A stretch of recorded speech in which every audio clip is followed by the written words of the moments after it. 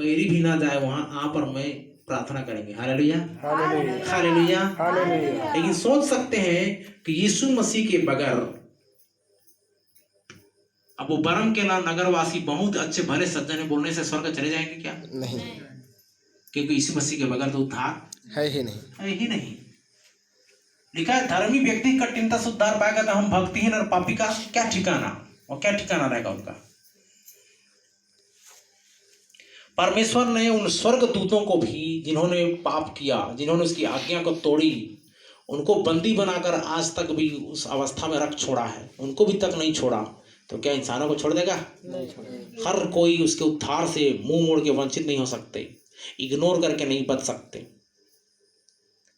प्रत्येक व्यक्ति उसके खून के जिम्मेदार है, क्योंकि सारी मानव जाति के लिए उसने क्या किया है? अपना प्राण दिया है, खून बहाया है। Hallelujah hallelujah. सारे लोग उसके इस कर्ज के नीचे हैं, इसलिए वापस वो सरेंडर कर देते हैं, उनके लिए क्षमा है। नहीं तो भाई आप स्वर्ग नहीं जाओगे, तो गारंटी है आप नरक जाओगे ही जाओगे। दो स्थान है सिर्फ, नरक और स्वर्ग। या तो नरक जाओ या फिर स्वर्ग। तो स्वर्ग में थोड़ा सा क्या है, राहत है। 7 प्रकार के स्वर्ग हैं, अगर एक भी जगह में चले गए तो आपके लिए आनंद है, शांति है। आमीन।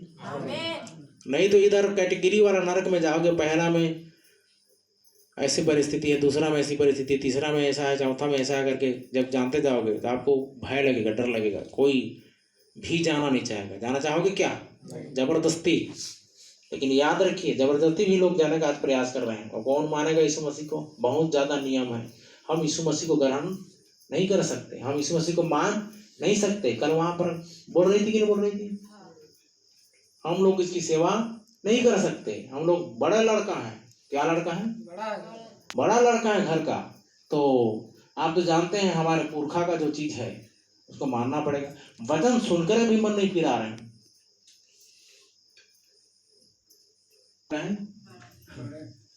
बड़ा विचित्र है भाई, बड़ा रहो चाहे छोटा रहो, उससे क्या फर्क पड़ता है? पूर्वजों का क्या जो चीज है अभी तक आपको शांति दिया? नहीं दिया ना। वहाँ इतनी ज्यादा परिस्थिति खराब थी, फिर भी उन लोग अकड़ दिखा रहे हैं, तो भाई हम उसमें क्या कर सकते हैं? तब 22,000 लोग लौट गए, तब 22,000 लोग लौट गए और केवल 10,000 रह गए, और केवल 10,000 रह गए। कितने हजार? 10,000। अब उसमें भी छटिंग कटिंग हो रहा है। तो पूरा बरम केला में भी जाल लगाकर बरम केला लोगों को ले आओगे तो इसमें से भी कटिंग छटिंग होता चला जाएगा, है कि नहीं है? 22,000 भी अगर आ गए तो उसमें से एक प्रचार में जो डर के मारे थरथराता और लौट जाए बोने से, जो यीशु मसीह की सेवा नहीं कर सकता।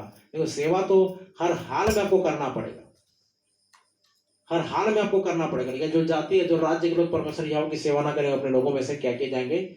नष्ट किए जाएंगे। जैसा भी करके आपको सेवा करना ही पड़ेगा, नमक मिर्ची खाकर भी सेवा करनी पड़ेगी, लेकिन सेवा को पूरा करना पड़ेगा। Hallelujah hallelujah. और हम अंतिम में पढ़ेंगे मत्ती 13 अध्याय 15 पद और लूका 21 अध्याय 34 पद। क्योंकि इन लोगों का मन मोटा हो गया है। है? क्या हो गया है? लोगों का मन मोटा हो गया है। किन लोगों का मन जी? देखो ममता, बरम केला वालों को बोलो, किसको बोल रहे हो? वचन भी बहुत डेंजर आता है, नहीं? बहुत खतरनाक है। ऐसा लग रहा है कि इन्हीं लोग के लिए बोला जा रहा है, लेकिन इन्हीं लोग के लिए नहीं है, सबके लिए है। ठीक है, जब वहां पर सुसमाचार प्रचार हुआ तो जितने ग्रहण नहीं करने वाले लोग थे उनको बोला गया कि इन लोगों का मन क्या हो गया है? मोटा हो गया है। मोटा हो गया है। और आगे, और वे कानों से ऊंचा और वे कानों से क्या सुन रहे हैं? ऊंचा सुन रहे हैं। ऊंचा सुनते हैं। और उन्होंने अपनी आंखें मूंद ली। ओ, उन्होंने अपनी आंखें मूंद ली हैं भाई। कानों से ऊंचा सुन रहे हैं और मन को मोटा कर लिए हैं और आंख से देख नहीं रहे हैं। कहीं ऐसा ना हो कि वे आंखों से देखें, कहीं ऐसा ना हो कि वो आंखों से देखें और कानों से सुने, और कानों से सुने और मन से समझें, और मन से समझ जाएं और फिर जाएं, और फिर जाएं, और मैं उन्हें चंगा करूं। और मैं उन्हें क्या करूं? चंगा करो। हालेलुया। हालेलुया। परमेश्वर तो चंगा करना चाहता है, लेकिन मन को मोटा करके रख रहोगे तो मन में कुछ चीज घुसेगा। मन को पतला करना पड़ेगा, पतला करना पड़ेगा, तब जाकर के वहां पर काम होगा। मन तो मोटा हो गया है, कान भारी हो गया है, और उन्होंने आंख मूंद लिया लिखा है। कहीं ऐसा ना हो कि वो आंखों से देखें, मन से फिरे और समझे और उन्हें क्या करूं, आकर चंगा करूं। हालेलुया। हालेलुया। चंगाई बरकरार है, उपलब्ध है, लेकिन वो उसको प्राप्त करने के लिए इधर थोड़ा मन को चेंज करना पड़ेगा, मन को फिराना पड़ेगा, परिवर्तन करना पड़ेगा। एक और वचन पढ़िए, लास्ट लूका रचित सुसमाचार 21 अध्याय 34 पद। इसलिए सावधान रहो, इसलिए बी केयरफुल, सावधान रहो, ऐसा न हो कि तुम्हारे मन खुमार ऐसा न हो कि तुम्हारे मन खुमार और मतवालेपन और और इस जीवन की चिंताओं से सुस्त हो जाए। और ये जो जीवन है ना, इस जीवन की चिंताओं से सुस्त हो जाए लिखा है। और वह दिन तुम पर फंदे के समान अचानक आ पड़े। और प्रभु यहोवा का दिन तुम पर फंदे की नहीं अचानक आ पड़े, क्योंकि वह सारे पृथ्वी के सब रहने वालों पर इसी प्रकार आ पड़ेगा। हाँ, आप ही पर नहीं आने वाला है, बरम के वासियों पर नहीं आने वाला है। लिखा है सारे पृथ्वी के लोगों पर ऐसी ही रीति से आने वाला है। फिर से उस वचन को पढ़िए, लिखा है कि इसलिए तुम्हारे मन कुमार और मतवालेपन और इस जीवन की चिंताओं में सुस्त न पड़ जाए। बहुत सारे लोग जीवन की चिंताओं में सुस्त पड़ गए। क्या हो गए हैं? सुस्त पड़ गए हैं, ढीले पड़ गए हैं। मेहनत परिश्रम जो कर रहे थे वो नहीं कर पा रहे हैं, कमाना खाना और वही जिंदगी चल रहा है, लेकिन उन्होंने कभी भी परमेश्वर के लिए समय नहीं निकाला, परमेश्वर की वचन का पालन नहीं किया, आराधना प्रार्थना में संगति में उन्होंने इस रीति से जीवन यापन नहीं किया और वैसा ही चलते गए। फिर आगे क्या लिखा है? और इस जीवन की चिंताओं से सुस्त हो जाए और वह दिन तुम पर फंदे के समान अचानक। अगर सुस्त हो गया तो सुन रहना, बराबर आपका दुश्मन आपसे आप पर प्रबल होगा। अगर आप सुस्त पड़ गए, आप ढीले पड़ गए, आप कमजोर हो गए, आप दुर्बल और निर्बल हो गए, तो जायज है कि कोई शत्रु, कोई शैतान और कोई बैरी आपको क्या करेगा? धक्के मार के गिरा देगा। आपको क्या करना पड़ेगा? फ्रेश एनॉइंटिंग लेकर, ताजा संगति करके, फिर से आराधनालय में जाकर के उस एनॉइंटिंग को पाकर, उस अभिषेक को पाकर आपको फिर से रिफ्रेश होकर उनके लिए क्या करना पड़ेगा? धावा बोलना पड़ेगा। नहीं तो आपकी अधिकार, आपका हक, आपका आशीष, आपका जो भी चीज है वो शैतान चुराता रहेगा, छीनता रहेगा, ले जाता रहेगा और आप सिर्फ देखते रहोगे, हाथ में हाथ धरे बैठे रहोगे और आपको फिर पछतावा होगा, शोक होगा। जैसे आदम ने गलती की थी, अपने सारे अधिकारों को शैतान के हाथ बेच दिया था, वैसा ही आपकी स्थिति हो जाएगी और आप कुछ नहीं कर पाओगे, सिर्फ हे खुदा, हे प्रभु बोलते रह जाओगे। क्योंकि आपके पास जो दिया गया है थोड़े का इस्तेमाल करो, उपयोग करो और गवाही दो, उपवास करो, प्रार्थना करो, समय समय पर संगति करो। लिखा है समय समय पर हमें इन चीजों की आवश्यकता पड़ती है, तो हमें बराबर वो चीज चाहिए रहेगा। नहीं जा सक रहे हो भाई, लेकिन बुला करके तो कर सकते हो ना, दाम दे करके तो कर सकते हो ना, कीमत चुकाकर, बलिदान चुका करके तो आप परमेश्वर की आराधना महिमा करा सकते हो ना। Hallelujah, hallelujah, hallelujah, hallelujah. परमेश्वर ने जैसे के लिए तैसा उपयोग प्रबंध किया है, लेकिन आप उसको कमाने खाने नहीं जानोगे तो उसमें उसकी क्या गलती है? आदम को दे दी गई थी अथॉरिटी, फल फ्रूट हर चीज दे दिया गया था, लेकिन उसने थोड़ा सा दगाबाजी कर दी, विश्वासघात कर दिया और लिखा उसकी वजह से सारी पृथ्वी श्रापित हो गई। तो वैसा नहीं होना चाहिए। ठीक है, अगर तुम सुस्त पड़ गए, जीवन की चिंताओं में सुस्त पड़ गए, तो क्या लिखा है? और वह दिन तुम पर फंदे के समान। अगर सुस्त पड़ गए तो वो दिन तुम पर फंदे के समान। किसके समान? फंदा क्या होता है?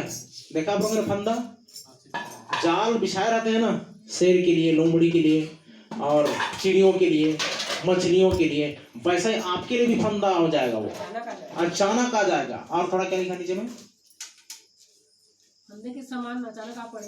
कहीं ऐसा ना हो कि जीवन की चिंताओं की सुस्ती में ये चीज फंदे के तुम पर आ पड़े, क्योंकि वह सारी पृथ्वी के सब रहने वालों पर, क्योंकि वह सारी पृथ्वी पर रहने वालों के, सारी पृथ्वी के रहने वालों पर, सारी पृथ्वी के रहने वालों पर इसी प्रकार आ पड़े, इसी प्रकार आ पड़ेगी। इसलिए जागते रहो, इसलिए जागते रहो और हर समय प्रार्थना करते रहो, और हर समय प्रार्थना करते रहो कि तुम इन सब आने वाली घटनाओं से बचने। अगर आपको जीवन को देखेगा परमेश्वर तो इस रीति से मैसेज नहीं देगा, इस रीति से संदेश नहीं दिलवाएगा।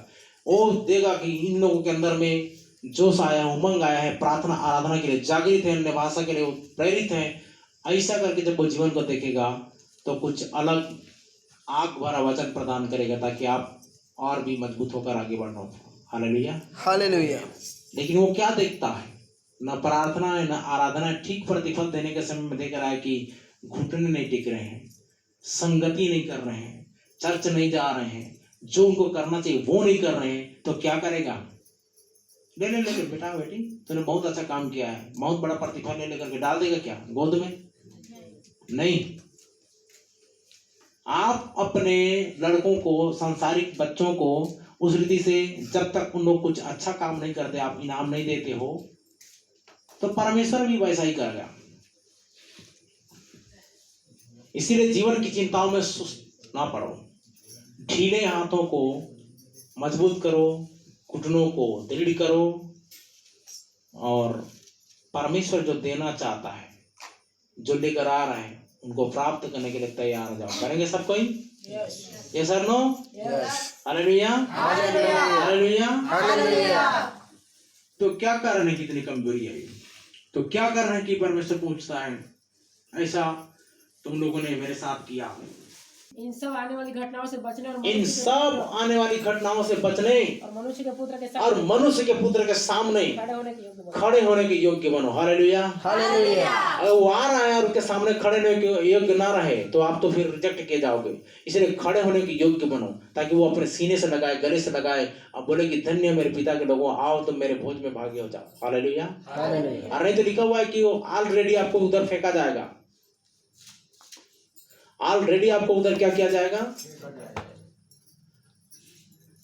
लिखा है ना, तुम पृथ्वी का नमक हो, नमक का स्वाद बिगड़ जाए तो हर किस वस्तु से नमकीन किया जाएगा, वो इसके काम आएगा, सिर्फ बाहर फेंका जाए, मनुष्य के पैरों तले रौंदा जाए। इसलिए हम रौंदा कुचला जाना नहीं चाहते हैं। शैतान रौंदा जाए, कुचला जाए, हमारे आंसू को छीनने वाला, चुराने वाला, हमें उस अपाहिज समाज रोकने वाला, हमें वो ये शरीर नाशवान शरीर रोकने वाला, या फिर वो शैतान रोकने वाला, या फिर वो गली ग्राम के लोग, मोहल्ले के लोग, लुच्चर और क्या बोलते हैं इसको जी, नुक्कड़ लोग, और क्या बोलते हैं लुच्चे लफंगे लोग जो बोलते रहते हैं ना, उनकी बातों से घबराने की जरूरत नहीं है। जो बोलते हैं गवर्नमेंट का, वो जो आपके पास में अथॉरिटी है, उसे हटा देंगे, समाज से निकाल देंगे। अभी एक ऐसी अफवाहें उड़ रही हैं, वहाँ पर बहुत लोग लिस्ट निकल चुका है कि जितने लोग धर्म परिवर्तन कर चुके हैं उनको फिर से वापस धर्म मिलाया जाएगा, ऐसा टाइप का। मैं बोला आज से 2000 कितने साल पहले ऐसी मुहिम छेड़ी गई थी, लेकिन कोई सफल नहीं हुआ। Hallelujah hallelujah. परमेश्वर यहोवा के विरुद्ध न काम,